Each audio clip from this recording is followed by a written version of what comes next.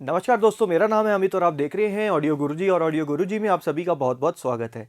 Friends, आज की इस वीडियो के अंदर मैं आप लोगों के ही कुछ कमेंट्स हैं जिसको मैंने शॉर्टलिस्टेड किया था, उन्हीं के जवाब देने जा रहा हूं।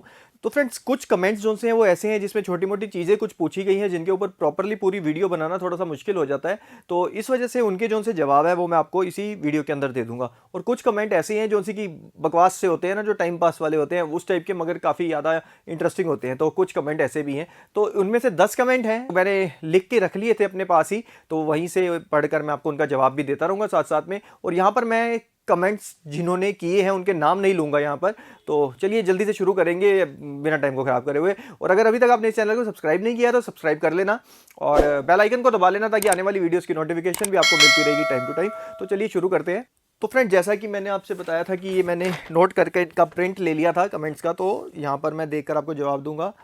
तो पहला जो सा कमेंट है वो है यहाँ पर, काफ़ी इंटरेस्टिंग है।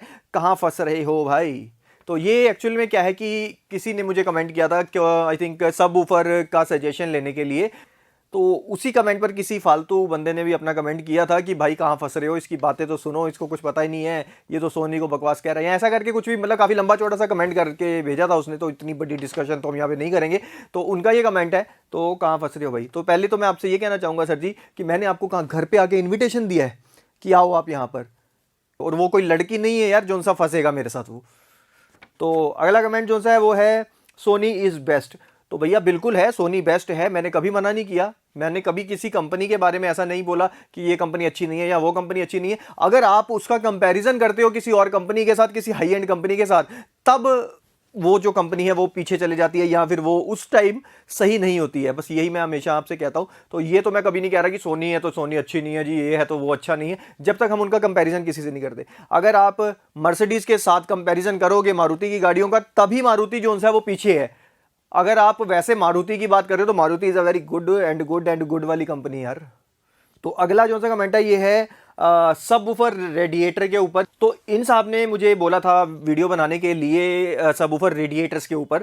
तो रेडिएटर अगर किसी को नहीं पता है तो ये ऊपर लिंक मैं डाल दे रहा हूँ इसका, यहाँ पर क्लिक करके आप वीडियो देख सकते हो, वो वाली जिसके अंदर की रेडिएटर वाले सब वूफर के ऊपर ही मतलब कि ये वीडियो बनी हुई है, तो वो आज से आपको पता लग जाएगा। तो मेन इनका जो सा कमेंट है वो है कि सब वूफर रेडिएटर के क्या फ़ायदे हैं या क्या है या क्यों यूज़ किया जाता है। तो इसमें छोटी सी जल्दी से जवाब दूंगा मैं आपको बस, कि जो रेडिएटर है ना वो इंक्लोजर के अंदर का जो प्रेशर है उसे मेंटेन करने के लिए लगाया जाता है। आपको पता है कि जो सील्ड कैबिनेट होती हैं वो साइज में छोटी होती हैं एज कंपेयर टू हमारी पोर्टेड कैबिनेट से। पोर्टेड कैबिनेट जो सी उनको काफ़ी बड़ा बनाया जाता है और उसमें हॉल किया होता है, तो साइज जो है उनका बड़ा हो जाता है। बट ऐसी कंडीशन में मान लेते हैं कि मेरे पास में जैसे ही सेटअप लगा हुआ है तो वहाँ पर बड़ा सबवूफर रखने की जगह नहीं है मेरे पास वहाँ पर। तो ऐसी कंडीशन में मुझे क्या करना होगा, या तो मैं सबवूफर ही छोटा लूँ, यानी कि 8 इंच का लगा लूँ। अगर मुझे 12 इंच चाहिए बट मैं 8 का लगाऊंगा पोर्टेड के अंदर। बट यहाँ मैं ये कर सकता हूँ कि 12 इंचेस के अंदर ही मैं एक सील्ड कैबिनेट वाला इंक्लोजर लेकर उसमें अपना सबवूफर लगाऊंगा, तो वो मेरा कॉम्पैक्ट साइज में आ जाएगा। तो मेरे जो सी जगह है वो प्रॉपरली यहाँ पर पूरी हो जाएगी वहाँ पर। तो उससे छोटा बनाने के लिए सील्ड किया जाता है। बट सील्ड के अंदर में क्या है कि प्रेशर जो सा है वो एक लिमिटेड रह जाता है, कि अंदर की जो एयर होती है इंक्लोजर के अंदर वो बाहर की तरफ मूव नहीं करती, वो अंदर ही अंदर चलती है। तो जिसकी वजह से जो हमारे सबवूफर का कोन है जो वो अप डाउन जो सा अंदर बाहर जाता है वो कम हो जाता है उसका। तो ऐसी कंडीशन में उसी को मेंटेन करने के लिए, या ये कह सकते हैं कि वो पोर्टेड जैसी परफॉर्मेंस आपको दे, इसके लिए रेडिएटर को यूज कर लिया जाता है। रेडिएटर में एक्चुअल में क्या होता है कि जब आपका स्पीकर काम कर रहा होता है तो स्पीकर जब अंदर की तरफ आता है तो उसका अंदर जो रेडिएटर लगा है वो बाहर निकल जाता है, तो जिससे कि उसे जितना अंदर आना है और उतना ही रेडिएटर पीछे चले जाता है, तो उसे जो अंदर का वॉल्यूम चाहिए है चलने के लिए वो प्रॉपरली मिल जाता है। इस वजह से भी इसको लगाया जाता है। और जो बेस का रिस्पॉन्स होता है, लो फ्रीक्वेंसी रिस्पॉन्स है, वो काफ़ी ज़्यादा इंक्रीज हो जाता है, इससे बढ़ जाता है, वो आपको काफ़ी ज़्यादा अच्छी और पंची बेस मिलनी शुरू हो जाती है इससे। अगर फिर भी आप कहेंगे तो इसके ऊपर मैं पूरी वीडियो बनाऊंगा, मगर उसमें फिर आधे से ज़्यादा बंदे बोर हो जाओगे, ये पक्का है। आगे चलते हैं। तो यहाँ पर आता है कि एटमॉस स्पीकर्स की जगह आप सीलिंग में कुछ भी स्पीकर लगा रहे हो, बेवकूफ़ हो क्या? तो हाँ जी, हूँ मैं बेवकूफ़ हूँ सर, बिल्कुल हूँ मैं बेवकूफ़। तो देखो, एटमॉस स्पीकर जो है ना वो कोई अलग से नहीं बना हुआ। स्पीकर का काम होता है कि पीछे से आने वाली वोल्टेज को एकॉस्टिक एनर्जी के अंदर ट्रांसफर करना, ठीक है। अब स्पीकर को नहीं पता होता कि आपने उसको एटमॉस चैनल पे लगाया है, सेंटर चैनल पे लगाया है, फ्रंट चैनल पे लगाया है, सराउंड पे लगाया है, वो उससे थोड़ी पता है कि कहां लगा रहे हो। वो तो एम्पलीफायर से जोन सा सिग्नल आप उसको दे रहे हो, उसने उसी को आवाज के रूप में बदल देना है और आपको दे देना है, फिर चाहे आप उसमें कोई भी सिग्नल दे रहे हो। तो ऐसे ही जब आप एम्पलीफायर से एटमॉस का सिग्नल स्पीकर के अंदर भेजोगे तो वो स्पीकर चाहे टावर है, चाहे बुक शेल्फ है, चाहे कोई भी स्पीकर है दुनिया का, उसने उसी आवाज़ को निकालना है। एटमॉस स्पीकर्स के अंदर कुछ अलग से नहीं लगा हुआ कि वो उसमें आपको एटमॉस के अंदर वही चलेंगे। सिर्फ और सिर्फ एटमॉस एनेबल स्पीकर्स में क्या होता है कि वो थोड़ा सा टिल्ट टाइप में बनाए जाते हैं कि वो उनका जो फोकस है वो सिटिंग की तरफ आ जाता है। जैसे मैं यहाँ बैठा हूँ तो ये मेरी सिटिंग है, तो वो मैं वहाँ लगा दूंगा तो उनका जो मुंह है वो इस तरीके से ढलान में दिया गया होगा कि वहाँ से सीधा वो मेरे तक इस तरीके से पहुँचे। अभी यहाँ पर देखो एटमॉस का मतलब क्या है, एटमॉस चैनल की जो आउटपुट है वो है क्या कि वो हमें ओवर द हेड साउंड देना है, मतलब कि हमारे सर से ऊपर की जो सी आवाज़ है उसने वो निकालनी है। तो ऐसे में अगर मैं सीलिंग स्पीकर को अपने यहाँ छत पे लगा देता हूं तो उसने भी वही काम करना है। तो ऐसे में आप अगर सीलिंग स्पीकर नॉर्मल वाला यूज कर रहे हो तो उसको अपनी सीटिंग के थोड़ा सा आगे कर लो या ऊपर कर लो, यहां लगा सकते हो। तो अगर आप एटमॉस एनेबल सीलिंग स्पीकर लगा रहे हो तो उसको आपको आगे की तरफ लगाना होता है कि ताकि वो जो मुड़ा हुआ है इस तरफ से वो यूं करके आए। तो मतलब कहने का जो मेन मतलब है जो वो ये है कि एटमॉस स्पीकर स्पीकर ही होते हैं। एटमॉस उसके अंदर एटमॉस नहीं घुसा होता कोई कि अलग से एटमॉस के लिए कुछ लगाया गया कि वो एटमॉस की आवाज़ जो वो वही स्पीकर निकालेगा, ऐसा नहीं होता है भाईजान। हाँ, तो आगे आ जाते हैं जी। EARC टीवी में नहीं है तो एटमॉस कैसे आएगा? बिल्कुल आपने सही कहा है। अगर आप एक स्मार्ट टीवी यूज़ कर रहे हो, वैसे इसके ऊपर वीडियो बन चुकी है, ऊपर लिंक डाल दूंगा, वहाँ पर आके देख सकते हो। तो बिल्कुल ठीक है ये कि अगर आप एक स्मार्ट टीवी यूज़ कर रहे हो और उसमें EARC का पोर्ट नहीं दिया गया तो वहाँ से मिलने वाले सिग्नल को एटमॉस या DTS-X के अंदर डिकोड नहीं करेगा आपका AVR।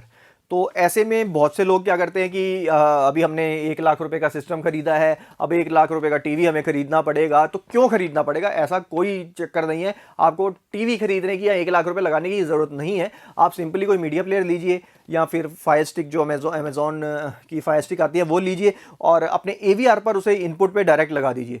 तो उससे कोई लेना देना ही नहीं है आपके टीवी में ARC है या एम्पलीफायर में ARC आउट है नहीं है, जो भी है कुछ भी हो, उससे कोई लेना देना नहीं है। सिर्फ आपका जो AVR है वो एटमॉस एंड DTS एनेबल होना चाहिए, उसमें वो डिकोड करने का ऑप्शन होना चाहिए। तो आप उतनी डायरेक्टली उसकी इनपुट्स में लगा दीजिए और आप मजे लो एटमॉस के बस। फिर तो आगे बढ़ेंगे तो यहाँ पर आता है जी लॉजिटेक इज बेस्ट। इसी के ऊपर किसी और ने भी कमेंट किया हुआ था कि सोनी IV300 इज बेस्ट।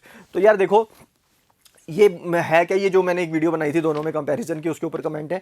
तो कुछ लोगों का कहना है लॉजिटेक, कुछ लोगों का कहना है सोनी। तो फ्रेंड्स यहाँ पर अगर बात करते हैं होम थिएटर की, तो होम थिएटर के अंदर सबसे ज़रूरी चीज़ जो उनसी हमने ध्यान में रखनी होती है ना, मुझे नहीं पता आप लोगों में से कितने हैं कि जो इस चीज़ पर ध्यान देते हो कि एक होम थिएटर के अंदर सबसे ज़रूरी आइटम जो है वो होता है उसका फॉर्मेट सपोर्ट, कि वो कौन कौन से फॉर्मेट्स को सपोर्ट करता है। और अगर आप थोड़ी सी भी नॉलेज आपको होगी इस चीज़ के बारे में तो आपको ये पता होगा कि बहुत से अच्छे जो फॉर्मेट्स हैं साउंड के वो हमारे HDMI के थ्रू पास होते हैं, ऑप्टिकल या कोएक्सियल वायर के थ्रू ट्रांसफर नहीं होते हैं वो। तो ऐसी कंडीशन में अगर आपके होम थिएटर के अंदर HDMI ही नहीं दिया गया है, मेरी नज़र में तो मैं उसको बहुत अच्छा होम थिएटर नहीं बोलूँगा। इसी वजह से जो लॉजिटेक Z906 मॉडल जो सा है वो उसी कैटेगरी में आ जाता है। आवाज़ उसकी अच्छी है, ठीक है, और मोस्टली मैंने यहाँ तक देखा है जितने लोगों ने भी ये लिया है वो ज़्यादातर म्यूज़िक सुनने वाले बंदे ही हैं वहाँ पर। तो इसलिए किसी को सोनी अच्छा लगता है तो किसी को लॉजिटेक अच्छा लगता है, अपनी अपनी चॉइस होती है, जिसके पास जो है वो उसमें खुश है। तो यहाँ पर हम किसी में फालतू की उंगलीबाजी नहीं करेंगे, आगे बढ़ेंगे। नाम रख लेने, मेरा फेवरेट वाला कमेंट है ये, नाम रख लेने से कोई ऑडियो गुरु नहीं बन जाता। तो बिल्कुल सही कहा है सर आपने कि नाम रख लेने से ऑडियो गुरु कोई नहीं बनता। अब किसी का नाम राम होता है तो वो श्री रामचंद्र तो नहीं बन जाएगा, जाहिर सी बात है। तो बाकी ये कमेंट किया क्यों है, किसी वीडियो पे कमेंट आया ये मेरी कि कुछ बताया होगा मैंने, मेरे को याद नहीं है एक्चुअली पूरी बात का, तो क्या था ये, तो उसमें कुछ बोला होगा मैंने, कुछ बताया होगा, तो इस बंदे को नहीं समझ आई, सॉरी इस बंदे को नहीं सही लगा होगा तो इसने इसलिए ऐसा बोल दिया। मुझे बोलते तो बथेरे ही है। तो भैया अगर आपको देखो इतनी नॉलेज आपको है तो सच्ची कह रहा हूँ आप एक चैनल खोलो, तो सबसे पहला जो सब्सक्राइबर आपका वो मैं बनूंगा, सच्ची कह रहा हूँ। देखते हैं फिर आप क्या नॉलेज देते हैं। ये जो कमेंट है ये अभी 1-2 दिन पहले ही, ताज़ा ताज़ा ही है अभी। Sensitivity of frequency not for loudness. तो ये भाईजान जो से हैं इनका ये कहना है कि जो फ्रिक्वेंसी वाली वीडियो बनाई थी मैंने थोड़े टाइम पहले, उसी के ऊपर एक कमेंट आया हुआ है कि जो सेंसिटिविटी स्पीकर की होती है उससे लाउडनेस का कोई लेना देना नहीं होता है। उसका जो सा लेना देना है वो फ्रिक्वेंसी रिस्पॉन्स से होता है, मतलब कि इतने हर्ट्ज से लेकर इतने हर्ट्ज तक जो आपका लाउड स्पीकर है वो सपोर्ट करता है इसको। तो भैया ऐसा है, देखो आप किसी को भी, मैं ये नहीं कहूँगा कि मैं बहुत बड़ा विद्वान हूँ या ऐसा कुछ है, मैं अभी 12वीं पास कर रही थी मैंने बड़ी मुश्किल के साथ में, और आगे की कॉलेजिंग मुझे भी पता है मैंने कैसे पास की थी। तो यहाँ पर मैं आपसे देखो ये कहूँगा, आप किसी को भी अगर कोई चीज़ बोल रहे हो तो एक बार पहले आप खुद स्टडी करो उसके बारे में। जो फ्रीक्वेंसी रिस्पॉन्ड है ना, उसको फ्रीक्वेंसी रिस्पॉन्ड के नाम से ही गिना जाता है कि ये जो लाउड स्पीकर है ये 20 हर्ट्ज तक डाउन जाता है, ये 220 किलो हर्ट्ज तक अप जाता है। उसे इस तरीके से व्यक्त किया जाता है स्पीकर्स के अंदर। और जो सेंसिटिविटी है, सेंसिटिविटी हमेशा लाउडनेस के लिए होती है। सेंसिटिविटी का मतलब क्या होता है कि स्पीकर आपका जो है वो कितना सेंसिटिव है। मान लेते हैं एक अच्छा कोई पहलवान टाइप का बंदा है, आपने उसको घुसंड मारा एक, तो उसकी जो सी बॉडी है उसकी वो बहुत ज़्यादा सेंसिटिव नहीं है, तो उसका जो आगे से रिप्लाई आपको आएगा, मतलब कि उसकी जो सी मारते हैं तो आवाज़ आती है ना चीखने की, वो वाली वो बहुत कम मिलेगी। यही कुछ आप मेरे जैसा कमज़ोर सा बंदा आगे होगा, आप मेरे को घुसंड मार रहे हो, एक तो मेरी आवाज़ जो सी है वो ऐसे करके तेज आएगी, क्यों, मेरी बॉडी सेंसिटिव है, मैं आपके उस मुक्के को नहीं झेल पा रहा, तो मैं ज़्यादा आउटपुट दे रहा हूँ उसकी उस पंच के बदले आपको। तो ऐसे में जब स्पीकर पीछे से वॉटेज को मिलती है, तो वॉटेज कितनी, 1 वाट की वॉटेज पर आपका जो सा लाउड स्पीकर है वो कितना सेंसिटिव है और कितनी डीबी का वॉल्यूम क्रिएट करके आपको देता है, यानी कि एकॉस्टिक एनर्जी में ट्रांसफर कर रहा है जो उसे, वो कितने डीबी तक कर रहा है, ये मतलब है सेंसिटिविटी का, कि स्पीकर आपका सेंसिटिव कितना है। तो प्लीज़ प्लीज़ प्लीज़ पढ़िए और फिर आगे किसी और को भी पढ़ाइए। आगे बढ़ेंगे तो यहाँ पर आएगा, Denon is a horrible brand, बड़ा लंबा कमेंट है। तो यहाँ पर इनका कहना है कि जो डेनन है वो एक हॉरिबल ब्रांड है और इंडियन म्यूज़िक के लिए, और भी कई म्यूज़िक इन्होंने लिखे हैं बीच में, उनके लिए बिल्कुल बकवास है, ये नहीं लेना चाहिए ऐसे। देखो यार, जो डेनन है ना, वो कोई मैं मतलब कोई उनका जवाई तो नहीं हूँ जो कि मैं उनकी बहुत तारीफ़ करूँगा, मैं भी एक नॉर्मल आप जैसा यूज़र हूँ। तो जो डेनन है यार, वो देखो 1910 से, यानी कि 1910 से वो कंपनी जो सी अभी तक स्टिल अवेलेबल है मार्केट के अंदर, और अभी तक, तब से लेके अभी तक जो प्रोडक्ट्स है वो हर साल निकाल रही है, नए नए मॉडल जो सी वो आ रहे हैं। अगर इतनी ही ज़्यादा ये कंपनी सही ना होती तो मे बी अभी तक बंद हो चुकी होती ये कंपनी, और इंडिया तक तो खैर पहुंची ना होती अगर ऐसा कुछ होता तो, क्योंकि इंडिया में बहुत ही ज़्यादा बाद में चीज़ें आती हैं अकॉर्डिंग टू बाकी की जो सी और कंट्रीज़ हैं वहाँ से। तो डेनन जोन्स है वो बहुत अच्छा ब्रांड है। आपका जोन सा ओपिनियन है इसके बारे में, या आपका जो सा एक्सपीरियंस है डेनन के बारे में, वो हो सकता है कि वो सही ना रहा हो, वो आपका अच्छा ना हो एक्सपीरियंस, इससे आपको ना सूट किया हो डेनन, तो वो एक अलग बात आ जाती है। बट यहाँ पर हम ये नहीं कह सकते कि जो डेनन है वो सही नहीं है। और अगर आप यूट्यूबर्स देखोगे, इवन इंडियन नहीं बाहर के भी देखते हो, तो सबसे ज़्यादा डेनन ही आपको प्रेफर करेंगे। क्यों? और जो इंडियन डीलर हैं वो भी आपको सबसे ज़्यादा डेनन ही सेल करते हुए मिलेंगे। क्यों? क्योंकि डेनन की सेल एक्चुअल में है भी बहुत ही ज़्यादा।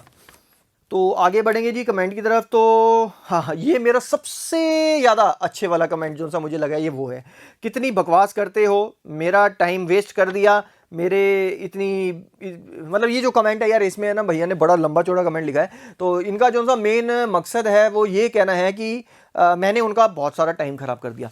तो यहाँ पर देखो, मैं एक चीज़ बोलूँगा पहले, कि आपको पता है कि आप एक चीज़ अगर बोलते हो, मान लो एक छोटा सा कोई पैराग्राफ है, आप उसे बोलते हो, तो बोलने में ज़्यादा टाइम लगेगा कि आप उसको लिखोगे उसमें ज़्यादा टाइम लगेगा। नेचुरल सी बात है कि जब आप उसे लिख रहे हो तो उसमें ज़्यादा टाइम लगेगा। तो ये भाईजान मेरे को ये कह रहे हैं कि आपने मेरा टाइम खराब कर लिया। और अब बंदा इनसे ये पूछे कि टाइम मैंने चलो कर दिया होगा खराब, तुम्हारा पता नहीं कितने करोड़ों के बिजनेस तुम्हारे चल रहे, तो ये जो इतना बड़ा कमेंट तुमने लिखा है, इसमें कितना टाइम तुमने अपना खुद का वेस्ट कर लिया, तुम्हें यही नहीं पता यार। पहले तो मतलब इनका कहना है कि जैसे वीडियो स्टार्ट होती है तो उससे पहले थोड़ा सा इंट्रो देते हैं ना, कि हाँ भाई ये चीज़ है, इसलिए ये क्या है, इनका मतलब ये है कि नहीं ऐसा मत बोलो, आओ यहाँ पर आओ, हाँ जी तो आज डेनन के एम्पलीफायर की अनबॉक्सिंग करेंगे हम, यहाँ पर आके हमने अनबॉक्स करना है इसको, मतलब इस तरीके से वीडियो बनाओ इनके हिसाब से अगर चलते हैं तो। दत्त फिटे मुँह तेरे। तो फ्रेंड्स, ये थे यार कुछ कमेंट जिनका जवाब मैंने देना था दिया है। ऐसे अगर आपके भी कोई क्वेश्चंस वगैरह होते हैं तो आप कमेंट बॉक्स पे कमेंट्स कर दिया करो मुझे, तो वहाँ पर मैं उनमें थोड़ा सा रुक कर इकट्ठा कर लिया करेंगे, और उसके ऊपर अगर वीडियो प्रॉपरली पूरी नहीं बन पाती होगी तो इस तरीके से उसकी बात कर लिया करेंगे इसी वीडियो के अंदर। तो इस वीडियो में यही था, अभी आपसे इजाज़त चाहूँगा, और अगर चैनल को अभी तक सब्सक्राइब नहीं किया तो कर लेना, और बेल आइकन को दबा देना ताकि आने वाली वीडियोस की नोटिफिकेशन आपको मिलती रहेंगी टाइम टू टाइम। अभी के लिए इस वीडियो के अंदर यही था, इजाज़त चाहूँगा आपसे, फिर से मिलूंगा आपसे किसी नई वीडियो के अंदर, और जाते जाते आपसे सिर्फ यही कहूँगा कि आप स्वस्थ रहें और मस्त रहें। जय हिंद दोस्तों।